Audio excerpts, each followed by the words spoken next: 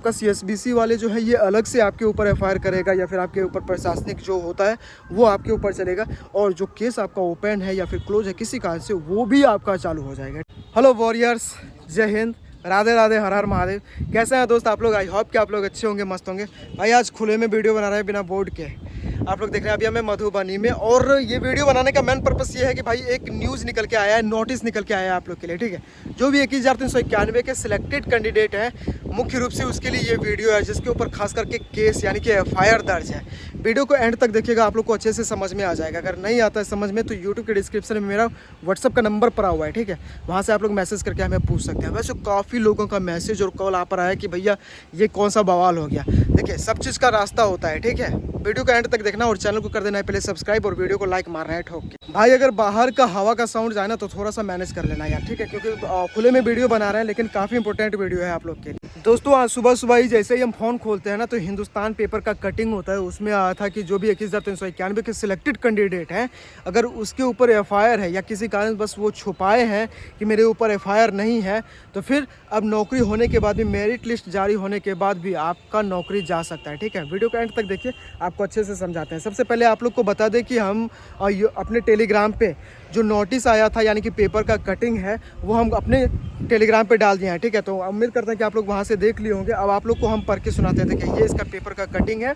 देखिए इसमें लिखा हुआ है दोस्त कि बिहार पुलिस भर्ती में नहीं चलेगा झूठ, हर केस की होगी अलग से जांच, नियुक्त के नियमों में बदलाव, पदाधिकारी हर मामले में विवेक से लेंगे निर्णय। तो ये रहा दोस्तों आपके पेपर का कटिंग। देखिए इसमें आज सुबह सुबह पेपर में आया है, बिहार पुलिस भर्ती में नहीं चलेगा झूठ, हर केस की होगी अलग से जांच। आप लोग यहाँ पे देखिए, यहाँ पे साफ साफ लिखा हुआ है, बिहार पुलिस में सीधी भर्ती में चरित्र सत्यापन अब सिर्फ एक फॉर्म भरने की औपचारिकता नहीं रहेगी।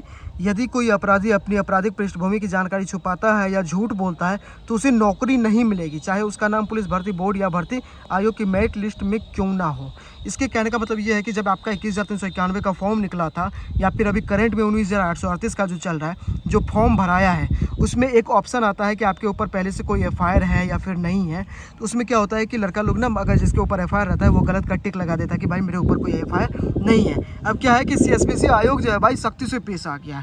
मेरिट लिस्ट में जिसका नाम आ गया है, जो भी कैंडिडेट नाम छुपा लिया है, वो क्या करेगा कि अब सत्यापन करेगा, बिहार पुलिस वाले सत्यापन करेगा। उसके बाद जो भी अगर दोषी पाया जाता है उसके ऊपर सबसे पहले तो प्रशासनिक कार्रवाई होगा, उसके बाद उसका नौकरी भी जाएगा, ठीक है। देखिए इसमें ये लिखा हुआ है, लेकिन किसी भी आपराधिक मामले में नामजद होना मात्र नियुक्ति रद्द करने का कारण नहीं बनेगा। अब हर मामले को उसके तथ्य और गंभीरता के आधार पर केस टू केस देखा जाएगा। अगर आपके ऊपर कोई एफआईआर पहले से था, आपने छुपाया, अब उसका सीएसबीसी या फिर बिहार पुलिस अगर सत्यापन करेगा भाई, तो पूरे तह तक जाएगा वो कि किस रीजन से, क्या कारण था, क्यों हुआ, आपने क्यों छुपाया, ठीक है, यहाँ तक जाएगा उसका। अब देखिए यहाँ पे लिखा हुआ है कि सक्षम अधिकारी विवेकाधीन निर्णय लेंगे।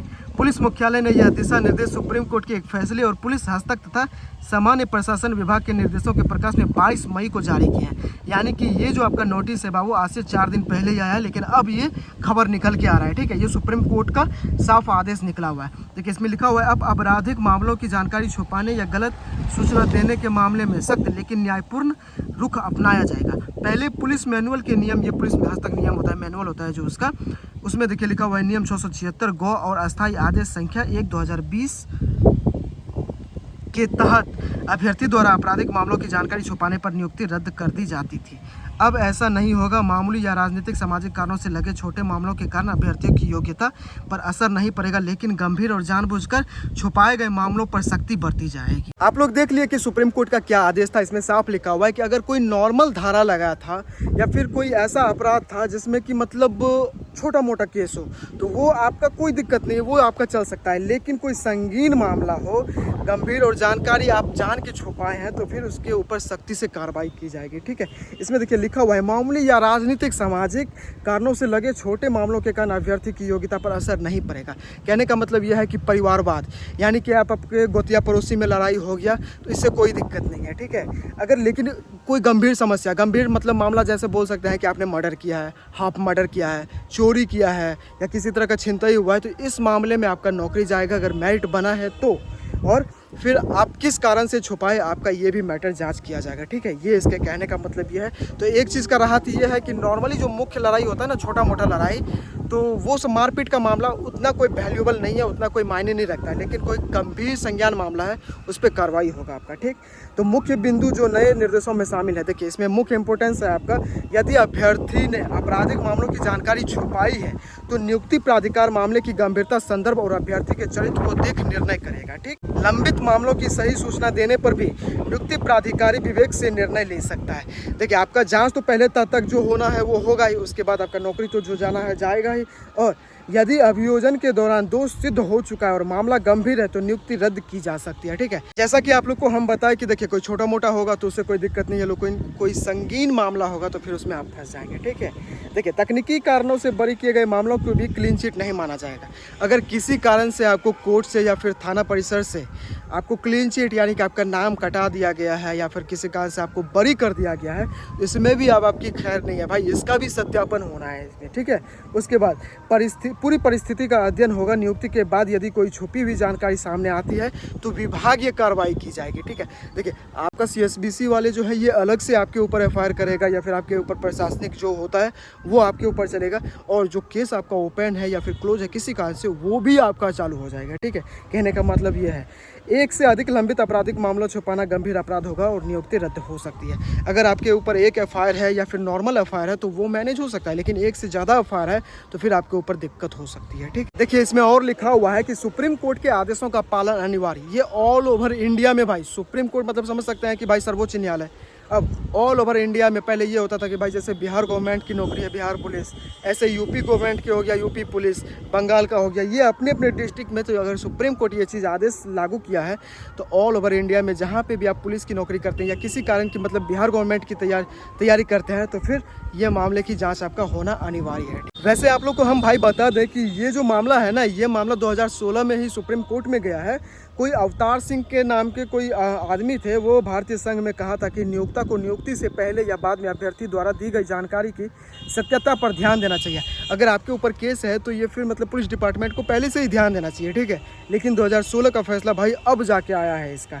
जानबूझकर छिपाने या गलत जानकारी देने पर नियुक्ति रद्द की जा सकती है, लेकिन मामूली और तुच्छ मामलों में जैसे किशोरावस्था में आंदोलन में भाग लेना या हल्का अपराध नियोक्ता अपने विवेकाधीन अधिकार का इस्तेमाल कर सकता है। ठीक है, मतलब जैसे हो जाता है राजनीतिक टाइप से किसी तरह का केस है तो वो फिर मैनेज हो सकता है। हाँ, अगर आप तोड़ फोड़ किए हैं किसी कारण से, जैसे कि एक बार हुआ था ना कि ये आर्मी वाला भर्ती बंद करके अग्निवीर चालू किया था तो इसमें लखीसराय में विक्रमशिला ट्रेन को जलाया गया था, उस अभ्यर्थी मामले में भाई आपका केस चलेगा, आपके ऊपर प्रशासनिक कार्रवाई होगा। ठीक है, ये एक मतलब आपको हम एग्जाम्पल दिए। अब आप लोग को बता दें दोस्त कि ये आदेश जो जारी हुआ है ये किस कारण से जारी हुआ है, इसका वजह क्या है। देखिए यहाँ पे लिखा हुआ है साफ, कुछ समय में कई ऐसे मामले सामने आए जहां अभ्यर्थी अपनी आपराधिक पृष्ठभूमि छुपाकर चयनित हुए, लेकिन जांच में असलियत सामने आई। इससे भर्ती प्रक्रिया में भेदभाव और न्यायहीनता हुई।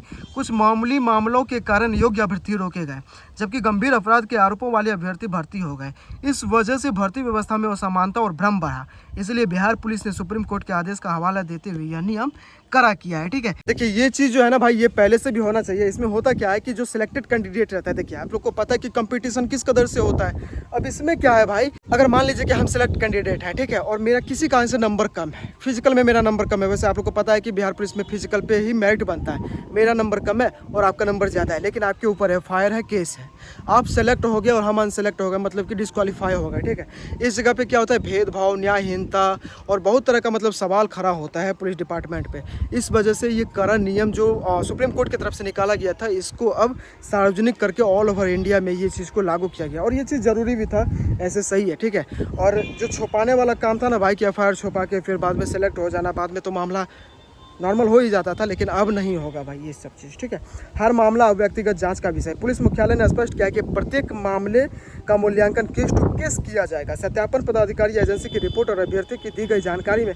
अंतर होने पर नियुक्ति प्राधिकारी उस अंतर की समीक्षा करेगा। कठोर निर्णय से पहले सुप्रीम कोर्ट के 11 बिंदुओं और सामान्य प्रशासन विभाग के बिहार के 23 जुलाई 2020 के निर्देशों का पालन अनिवार्य होगा। भाई जो भी आपका फॉर्म निकला था, ठीक है, आप लोग को पता है कि ये जुलाई में 21,391 वाले भर्ती का फॉर्म आया था, और ये जो है अब इसका केस टू केस यानी कि भाई तह तक जाएगा, ठीक है। तो ये सब चीज़ है, बाकी हिम्मत नहीं हारना है, ठीक है। अब ये वीडियो को आप लोग पूरा देख लिए, लास्ट में आपको यही बोलेंगे, अगर नॉर्मल केस यानी कि पॉलिटिक्स से जुड़े हुए हैं, परिवारवाद का कोई नॉर्मल केस है, तो ये सब आपका चल जाएगा, ठीक है। आपको एक मतलब मोहलत मिल के आपको आराम से नौकरी मिल जाएगी। लेकिन अगर आप धारा मर्डर यानी कि हाफ मर्डर किए हैं, कुछ भी किया है, या फिर सरकारी सामान का तोड़ फोड़ किए हैं, कुछ भी किया है, अगर मामला संगीन है, आपको बरी भी कर दिया गया, फिर भी केस आपका ओपन होगा और दोबारा चालू होगा। प्रशासनिक कार्रवाई अलग से, ये जो आपका CSBC वाले करेंगे ये अलग से, उसके बाद कोर्ट से भी आपका दोबारा फाइलिंग हो जाएगा, ठीक है। तो ये सब चीज़ को ध्यान देना है, बाकी घबराना किसी को नहीं है, ठीक है।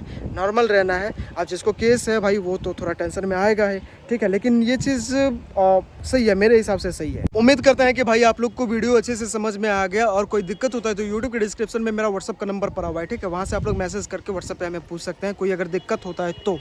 बाकी मिलते हैं आपको अगले वीडियो में, तब तक के लिए जय हिंद।